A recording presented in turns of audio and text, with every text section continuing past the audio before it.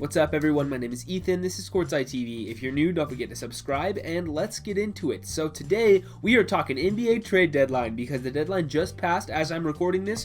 It right now is 1:43 p.m. My time. That was 43 minutes ago the deadline passed. We've been having deals break over the past hour or so. Looks like things are slowing down a little bit, so if anything changes, that's why. But this deal was reported on a couple hours ago, so I think the details are pretty much hashed out. And this is Nikola Vucevic to the Chicago Bulls. This, in my opinion, is the biggest deal of the day. We're going to go over why this matters, how important it is for both sides, and all the ramifications of this. This video is just going to be on the Vucevic move for the Magic. The Magic made a lot of other trades, most notably getting rid of Aaron Gordon and Evan Fournier for other stuff. We'll probably talk about those, a couple days from now down the line, but today we're just going to be talking about Vucevic to the Bulls. So here it is. I drew it up on TradeNBA.com just so you guys could see it there. Otto Porter Jr., Wendell Carter Jr., 2 first-round picks for Al-Farouq Aminu and Nikola Vucevic. Both of those picks are top 4 protected from what I can see. It hasn't been any super concrete reporting on that, but from what I can find, looks like both of those picks are top 4 protected. TradeNBA doesn't have an option for top 4, so I just put them as top 5. But remember that they are top 4. So this is the deal, and this is pretty crazy because, first of all, I did not expect Vucevic to be traded today. It seemed like the Magic were going to be content to ride out with him because he still has a couple years left on his contract, 3 years left. And it wasn't like he was going to go anywhere anytime soon, and the Magic weren't looking like they were going to give him up for not very much because they were, looking for a better package than the offers that they were getting, and it felt like it was going to take a lot. And I wasn't sure that the Magic were really going to lean fully into this rebuild and trade away pretty much all of their players for draft capital here, but that's exactly what they've done. So it definitely surprised me that Vucevic was traded today. Did not expect that one to happen. I felt like, even though he was in rumors and stuff, I felt like this one would go by and he might get traded maybe in the offseason or next year's deadline, but nope, it happened and he's on the Bulls now. So let's talk about Orlando's side of this first. I really like this deal for them, honestly. When I first saw it, I was not super hot on the deal. I was like, okay, well, I mean, 2 first-round picks, I guess that's not a lot, and you're just getting matching salary, and Wendell Carter, who's okay, but it's not that big of a deal. But thinking about it more, those picks could end up being very valuable. Now, the Bulls are not going to suck. They now have Nikola Vucevic to pair with Zach LaVine, and this team is looking like it's going to, remain competitive. I wouldn't put the Bulls in the bucket of, serious title contenders, obviously, or top-tier playoff threats, but this is probably a playoff team in the Eastern Conference. I would certainly say that this elevates them up a level, and I think the Bulls are going to be good. They're not going to be at the bottom of the lottery, and I probably would have them in the playoffs this year, so it's not like these are going to be lottery picks by any means. I mean, 2023 is a couple years out, so who knows what's going to happen by then, but at least this year's pick is probably not going to be amazing. So, but they are getting, picks that are probably going to be between, like, 17 to 24, in somewhere in that range, the late teens, early 20s, probably about where this pick's going to be for the Bulls.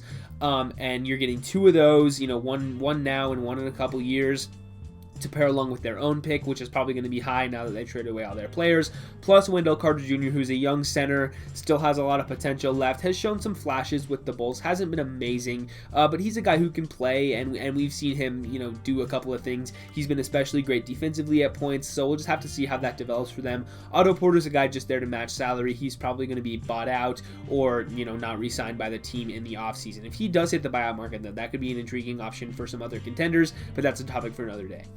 So overall for Orlando, I think this is a good deal. I like it for them. Could they have gotten more for Vucevic had they waited on dealing him? Potentially, but seeing these these 2 first-round picks plus a young prospect come across the table might have been too good for them to pass up on, and I can't fault them for that. Especially compared with all the other moves that they've made. Puts them in prime position to completely tank the rest of the year and potentially get a really nice player in this year's draft. They're going to be right there at the top of the lottery odds, to get number 1, number 2, or number 3, or even 4 or 5, whatever. Any pick in the top, like 7 or 8 of this draft is a really good draft selection. There's a lot of good players at the top of this year's class. So the Magic not only get something with their own first round pick this year, but like I said, that Bulls pick, which is probably going to be late teens or early 20s, they'll be able to get somebody else as well. So then you start to look at their young core and say, okay, next year you have Markelle Fultz, Jonathan Isaac returning from injury. They held on to Mo Bamba past the deadline. Also have Chuma Okeke sticking around, plus 2, top 20 draft picks in this year's draft. Looks like a pretty solid young core for the Magic. Also got to throw in RJ Hampton from that Aaron Gordon deal as well, adds to that young core for Orlando. And as for the Bulls side, I absolutely love this fit for Chicago. I think this is perfect for them. Getting Vucevic to pair with Zach LaVine, that adds another all-star. Make no mistake, Nikola Vucevic is an all-star player. He made the all-star team this year, he made it a couple of years ago, and this guy is absolutely deserving of getting there. There's a lot of people who, if you don't follow the league super closely, you might not be aware of Vucevic because the Magic are not, super competitive and they're in a kind of a small market, and Vucevic himself is not the flashiest player, but he is very, very good, very talented. He's under contract for multiple seasons. And this is an amazing guy to pair next to Zach LaVine. I think they will work off, they'll work next to each other incredibly well. Vucevic's, playmaking hub from the post as well as being able to score himself. He's efficient from all areas of the floor. He can shoot the three. He gets to the free throw line. He does all the stuff that you would want out of your big man. And I think he's perfect for this team. I think he fits really, really well next to Zach LaVine. And yeah, he's a little bit older than the rest of their core, but the Bulls are ready to get back in the playoffs. It's been too long for them. This is a franchise that has, a very storied history, as we know, that just has not been very good for the past couple of years. And so getting Vucevic in where the Eastern Conference is so competitive right now, there's just a lot of teams that are in the middle. We see that in the standings. Between 4 to 10 is separated by 2 or 3 games, and the Bulls are right in that group. And I think adding Vucevic here elevates them, probably not to, a top 3-4 team in the conference, but I think this puts them firmly in the pack of this is probably a playoff team. Who knows if they'll get there this year specifically because there's not a ton of time left to really make a run, but going into next year and for the next couple, I think the Bulls are really cementing themselves as a surefire playoff team in the Eastern Conference. And don't overlook the Al-Farouq Aminu thing here either. He is a guy who is mostly here to make the money work. Vucevic for those other 2 players straight up doesn't work. They had to include somebody else. But Aminu can still play. He had an injury last year that kind of has, taken away some of his skills because we knew him as sort of a 3-and-D guy with Portland. And then, he had a little bit of time with the Magic where he was doing that, but ended up getting hurt and hasn't been super amazing since coming back from injury. But I think he's a guy who can play in the rotation for you, and the Bulls can use him. So he is like a throw-in, sort of an afterthought to this trade, but I do think he can play for Chicago. So there you go. The Bulls cement themselves as a surefire playoff team in the Eastern Conference, and the Magic are hurtling toward a rebuild because they traded away not only Vucevic today, but also Evan Fournier and Aaron Gordon, leaving pretty much only Terrence Ross and a bunch of young guys left in Orlando. So they're not going to be good for the rest of the year, probably for the next couple, but they've committed to this rebuild here, and we'll see where it goes for them.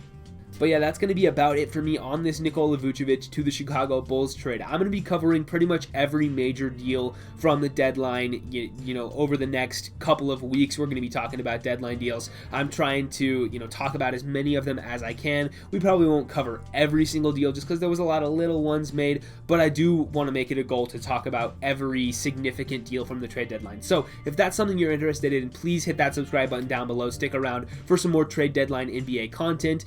And, for the rest of the season, even after we're finished talking about trades, we're going to talk about, every team as we lead up to the playoffs in the offseason. So, like I said, if all that sounds interesting to you, please consider hitting that subscribe button down below. But with all that said, I will see you guys in the next one.